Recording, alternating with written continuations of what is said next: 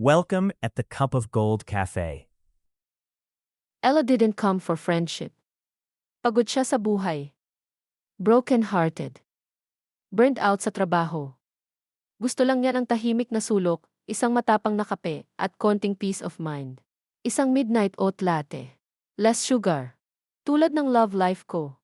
Sabi ni Ella habang nakatingin sa kawalan. Hi, is this seat taken? Wala pero baka gusto ko ng meron.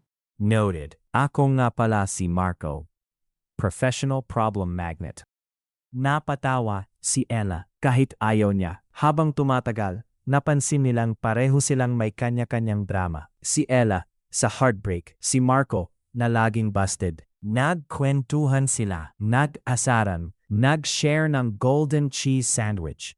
Hanggang sa napunta sa point na parang therapy session na may caffeine. Alam mo, mas masakit pa pala ang rejection kaysa walang wifi. True, pero at least ang wifi bumabalik. Araw-araw, naging routine nila ang magkita sa The Cup of Gold Cafe. From strangers, to coffee buddies, to best friends. Sir Marco, usual niyo po. At para kay Ma'am Ella, extra sweet kasi bitter na naman siya today. Sa lugar na pinuntahan nila para takasan ang problema, nahanap nila ang unexpected friendship. At minsan, hindi mo kailangan ng grand love story.